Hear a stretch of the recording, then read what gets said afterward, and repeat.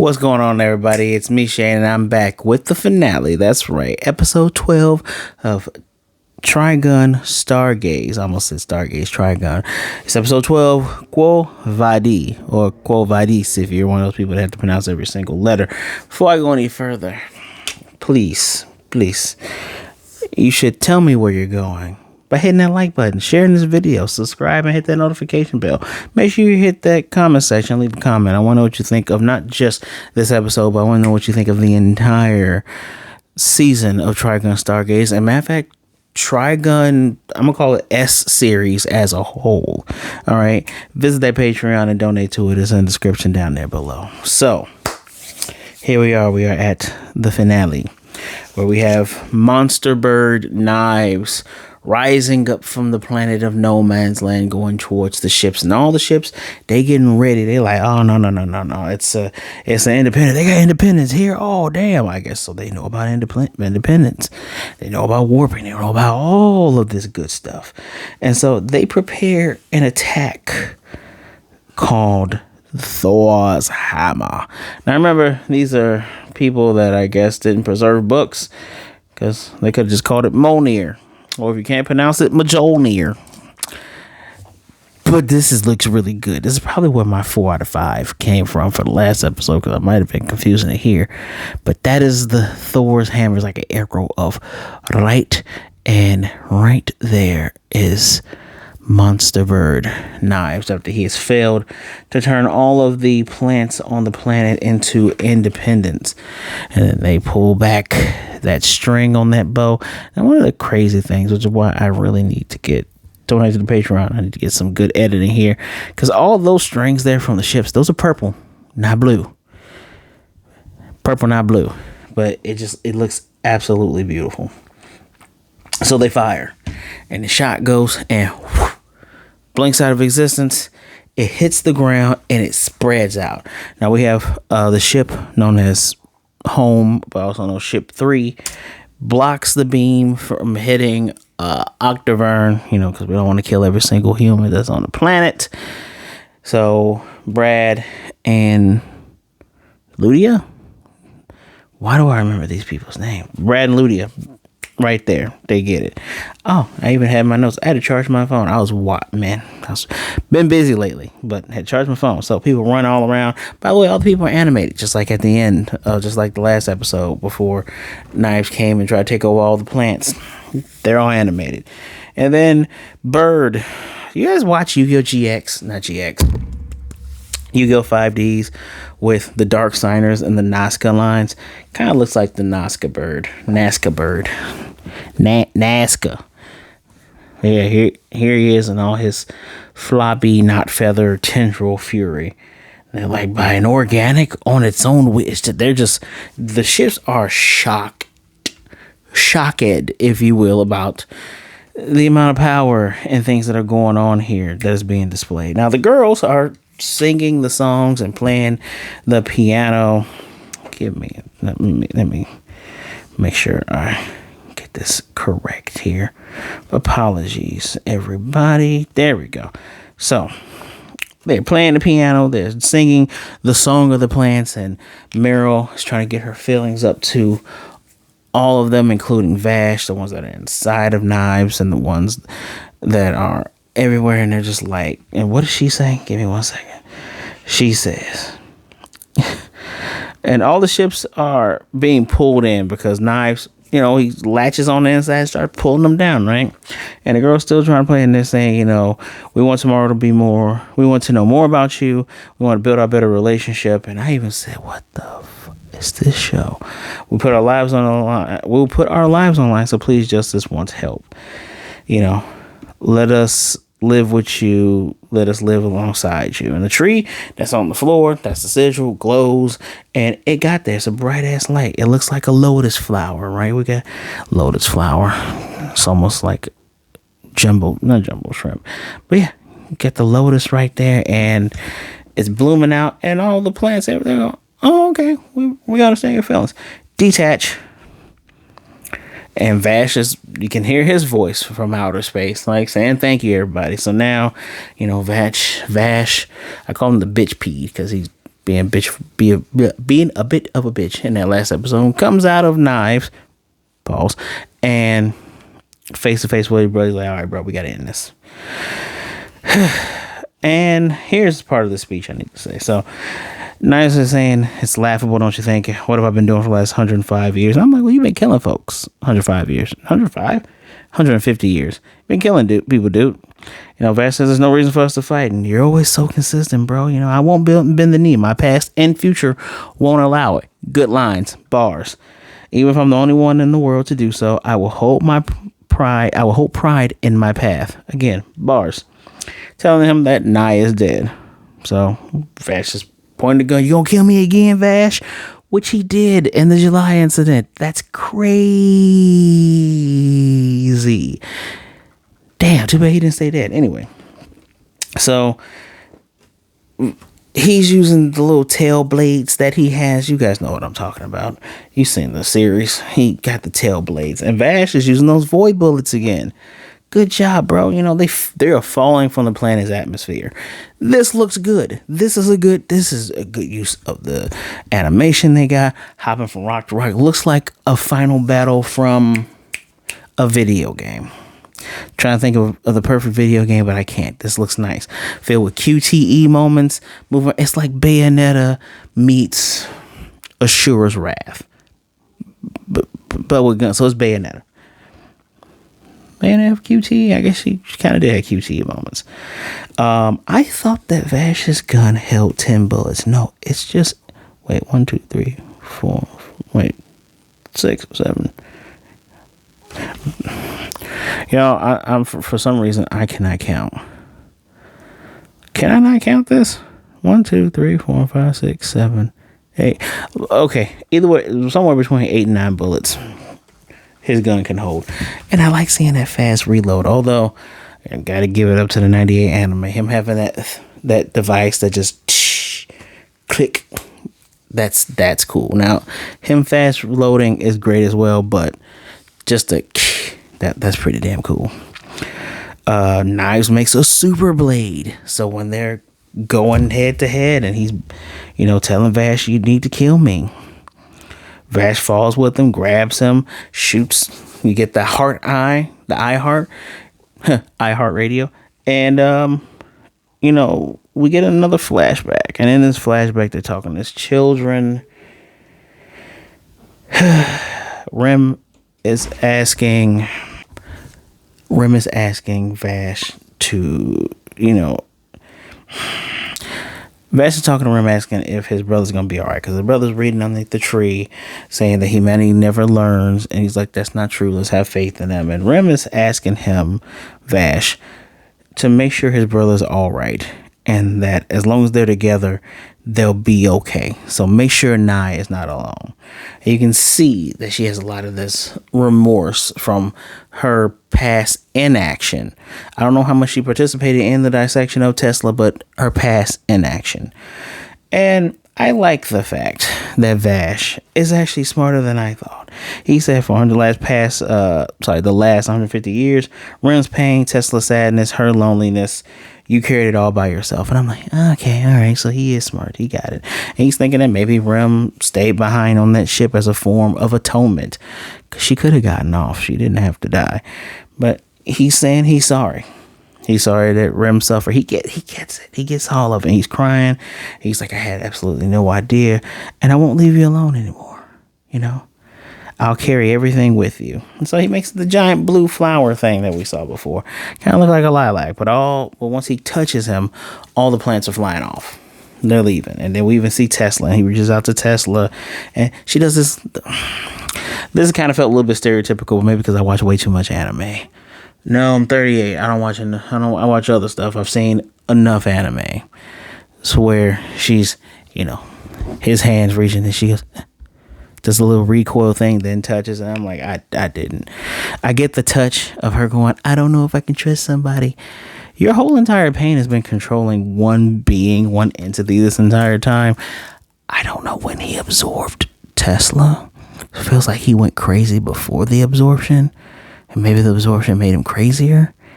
We didn't get that. I didn't get any hint of Tesla in the 98 anime. Please somebody remind me if you've watched it recently. Did the movie tackle this? I don't think so. I don't think so. But I digress.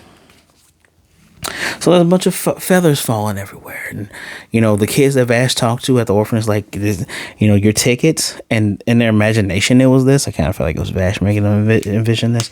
But, they're like, oh, it's our tickets. And then one kid who's in Octavern he's like, oh, Tesla? Oh, I'm sorry. What do you say? Thank you, and I'm sorry. And I'm just like,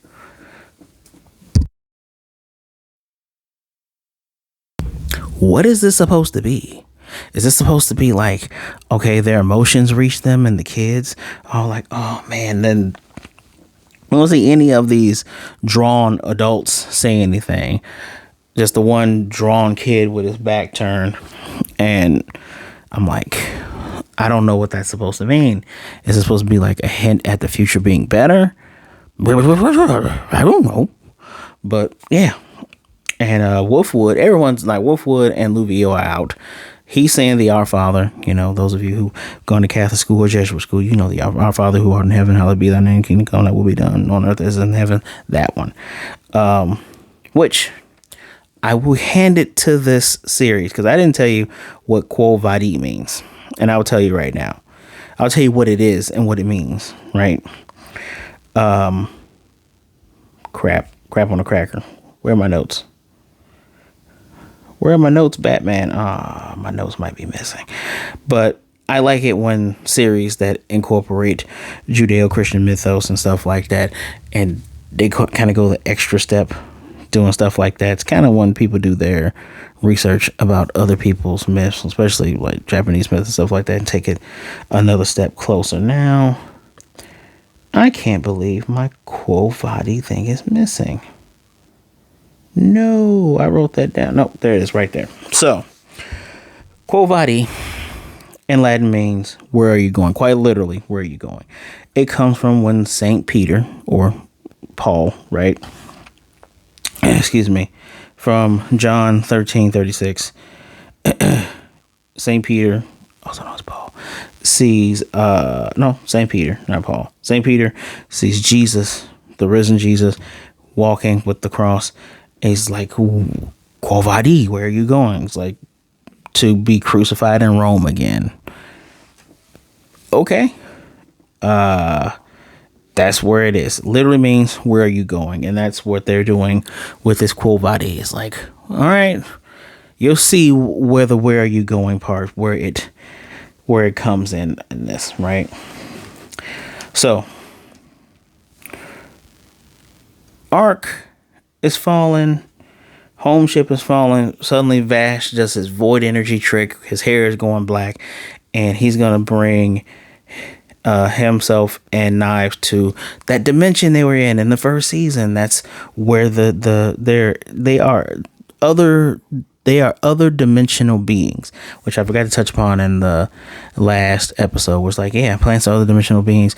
Even Knives could not understand what they're thinking, which they had some good points in this series where, especially in this season, call it a season because Hulu likes to call it a season of Stampede, but it's its own thing, where Jessica got a beam from the plants, and I'm like, oh, okay, what is that? And then Meryl got a beam from the plants. When you're in front of one, they were talking, it's like, oh, and their feelings are all emotional and whatnot.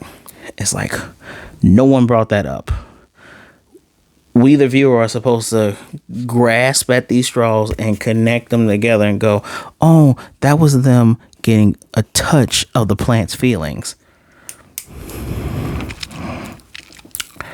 I'm a smart man. I still would have rather you just tell me what exactly that was and what the significance of it was.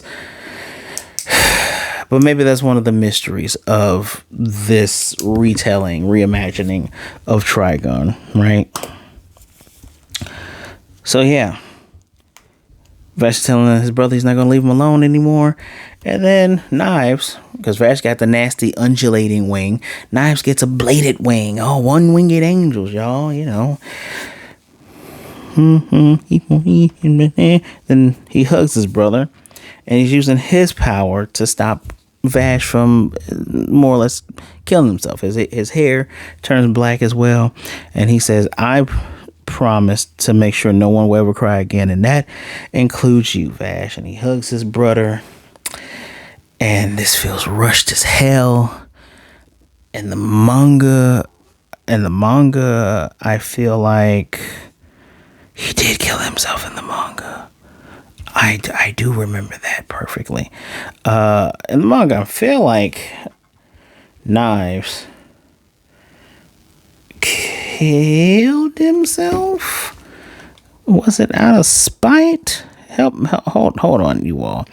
Because I liked the ending to the 98 manga where he's dragging his brother across the planet. Since they age very slowly, you're going to apologize to everybody who you've harmed. I liked that. I like that a lot. It is a great way of atonement, and it's a great way for Vash to also atone for having taken a human life, because he is hurt about that, right? If you give me just 1 second here. Just gonna go all the way down, launches the arc, blah blah blah blah. Okay, plants power, less potent than his brothers. Gate, blah, blah, blah, blah. Angel arm. Nope, those abilities.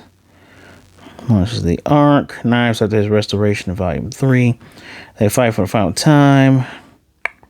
With the help of the humans, Vash is successful in breaking out control of all the plants. Rob the world's main power. Oh, that's kind of like what we just saw here. Clash one more time. Vengeful ships from Earth. Make peace. Take refuge on the house. Father and son. Now she uses the last of his power to raise a small apple tree besides the house as a parting message and vanishes afterwards, never be seen again. That is an act of suicide to the intentional forfeit of his remaining energy. However, his status remains unclear. Similar, yet different. So, they go falling into the earth and there's this giant crater. Well, newsflash, everyone, the crater that they fall in is what was left of July from the Lost July incident. And we have Meryl telling us it was 4 years after the Lost July incident and a year after the Genesis July incident, where them falling down, this dude's power, just like in the manga, created water, flower and fauna, soil that could be fertilized and everything else, slowly spreading, but is not large, but it's slowly spreading. So this man, so you got Vash, the kind one, I use air quotes, but he is the kind one who has the power to take away, and you have his brother who is the murderer, has the power to give. I don't know if that was explicitly stated in the manga. Kind of reminds you of Inuyasha, when Inuyasha has the destructive power and his brother has the ability to bring people back to life, even though he's the one that would more than likely some people. But okie dokie. And then just in my head, I'm just like, it's like an oasis and everything else. And I'm just like, why didn't y'all? I don't know. I feel like this could have been explained before. I don't want to call it comp out. This is just my personal feelings on this. And just something about that vexes me. Maybe it's from the duality that I just pointed out here. But the last of the immigrant ships are taking people away. They're going off. We see interaction between Zazie and Millie, where she's going to take one worm with her because because Zazie, they have a connection and they want to see far beyond. Millie jokingly goes, so you won't ever be alone. And I was like, so I won't get bored. So you won't be alone. So I won't be bored. I don't feel like being bored. So taking me means I'll be able to see everything. Vash's $6 trillion double dollar, I believe that's trillion, right? 100,000 million. 60 billion double dollar reward has been canceled. We do get to see Millie and Meryl's family. Damn, Millie's people are farm people. Those are thick, robust people. They're all drawn very badly, too. And apparently Meryl comes from a rich family because that's her mom and dad, and that's their butler. Okay. Something. If this series was 3 seasons, and instead of being like super hyper focused on like what's going on with the brothers, because that is the main plot, but where a lot of series can excel is when you're talking about their characters, because again, we don't get a backstory for Greater Than Nine Lives. We don't get a backstory for Alejandro, the Crimson Nail, in this series. Alejandro is a trans person in the manga and not to be seen in a 1998 anime unless she is in the movie that I did not see. I will probably watch that movie and do a review sometime in the future, but no backstory whatsoever. We do find out that the doctor that said, hey, let's dissect Tesla, that doctor was the doctor who was dying. I didn't mention that in the last episode. He was coughing up. He said to Alejandro, he says, I'm sorry that I left you alone for so long. Calls her by her name. Sorry that I left you alone for so long. And like she had a visible reaction. Now you give a shit, because she was going to stop for a minute. He's just like, go. Cool. But yeah, he is the one that incited this whole thing, which makes you believe Rem could have been alive still. If we ever retell this story again, which probably be a long time before we do that, I want to see one where Rem is alive. So they're going off into space. Now there's a select few that are going to stay on no man's land to make sure that everything goes well, that the oasis, that the terraforming continues to be terraformed, I guess, and things spread and things grow. Ludi is obviously going to stay. I think Brad is leaving. We see him fixing a bucket. I think he's going to leave with Jessica and the others. And the others go to Vash. He was going to stay because he has his picture of him and his adoptive mom and his brother. He's like, well, I'm going to stay in there. Like, look, you need to go into space. There's more adventures to be had, right? He's like, I'm 150, because they're like, you're talking like an old man. Millie's still funny, but they're like, let's go. They even give him a new jacket, which the new jacket looks way better than everything else he had, because the fake arm isn't jutting out. It's covered. I don't know, guys. Looks pretty decent with that black hair. With black hair, though. I only did this because the facial reactions, because they're trying to interview him, and then he runs away. End of this episode, if you remember, he does this in the 98 anime. Love and Peace. My hands were a little bit bigger, just a little bit more noticeable, but Love and Peace. He does this while he's running away on top of the not emu. You guys told me what that is before. I forgot what those are, but the not emus. And I'm like, okay, that's a nod to the first anime. Never brings up Love and Peace in here, I don't think, unless he said it in Stampede and I've forgotten. But yeah, and then this is our ending. What did I give this? I did give it a 4 out of 5, didn't I? I'm going to give this season as a whole a 4.5, because this is 12 episodes, right? Those first 6 episodes, really good. Some good character backgrounds, really good fights, especially when he's like punished Vash. Eric's Vash with the long hair. We learn about that guy who may or may not have been a gung-ho gun. Like, there's so many loose story bits where it's like, yeah, all the people that are freaks are usually connected to knives. So how come we don't learn about who these freaks are? The ending felt rushed. It feels like we should have had like a whole last season where you could have did more from like the manga. Where it's like, oh man, here's these vengeful ships coming in, and we got more and we got a couple more independents, and we're seeing how this battle works, and then we get the true final battle of the brothers. Because this second part here, or second season, if you will, feels like it could have been like 12 episodes, and then the last season could have been like another 6.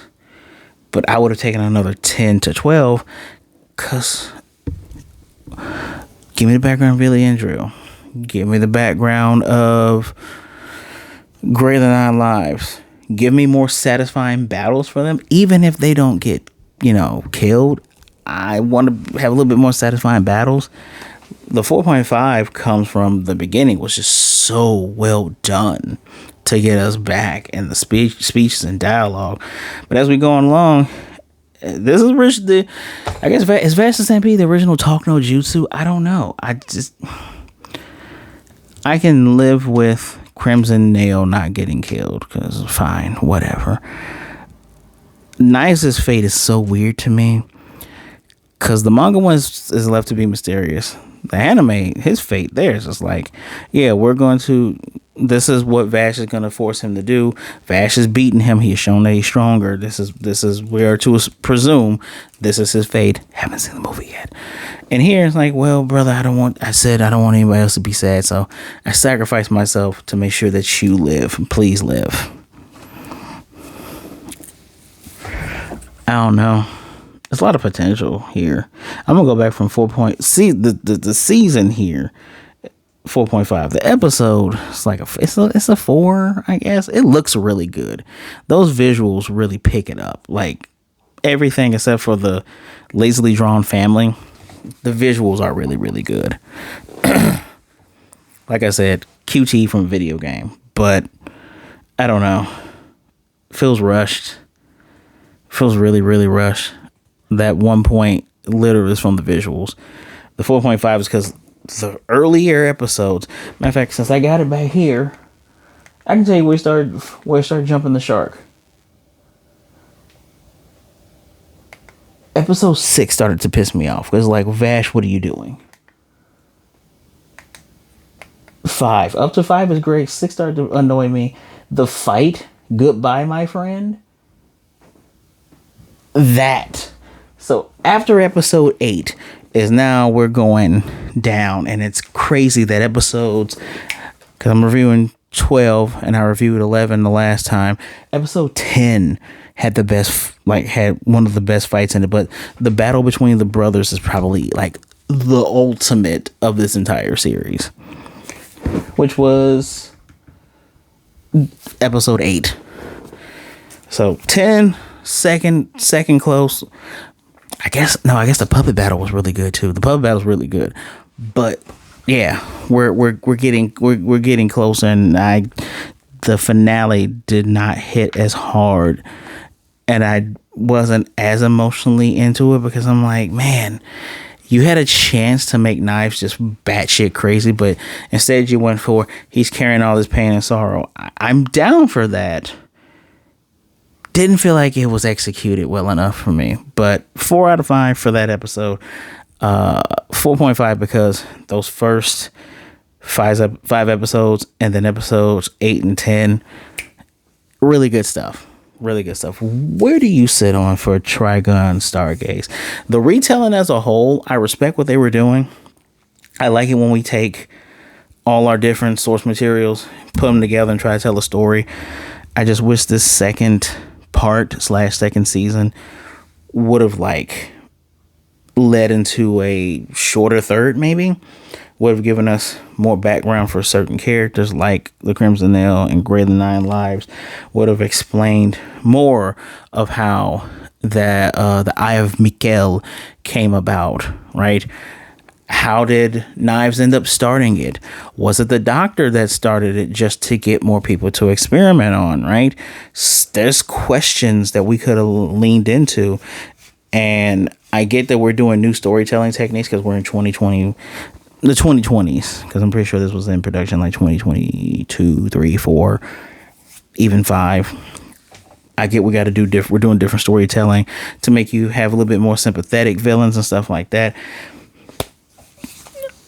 I still don't feel bad for the doctor, right? It's like, okay, I see what you're doing. You're like, damn, as I'm dying, I'm getting more humanity. I'm feeling for Wolfwood. I'm feeling for Crimson Nail now that I understand how lonely she was and that she's not just this crazy machine like Knives. But we could have leaned more into his evilness, showing us how the Eye of Mikhail was formed. There was the other guy that they mentioned, that Wolfwood mentioned. Did he do that to Luvio, who's part of the Gung Ho Guns? Gung Ho Guns was never named in this. That is kind of a travesty.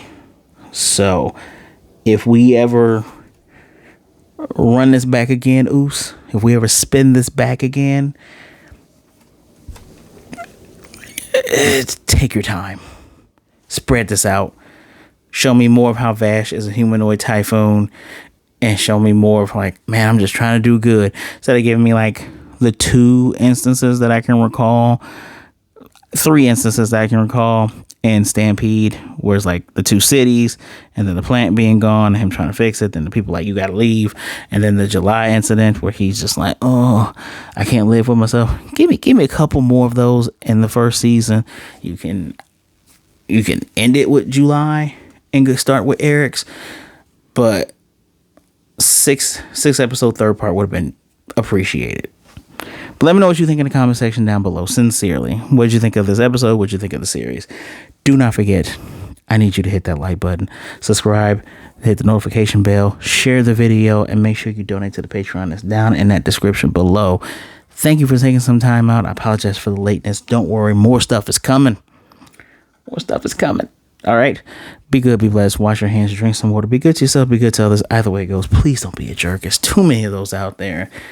And I know if you're feeling depressed and you're feeling sad, you're feeling like everything is crumbling in on you, probably got jerks being jerky to you, trying to reinforce those negative thoughts. Nah. Talk to somebody. There are people out there that would rather talk to you today than to miss you and mourn you tomorrow. You make sure you reach out to someone and talk to someone. Allow people to help you carry your burdens. You don't have to do it alone.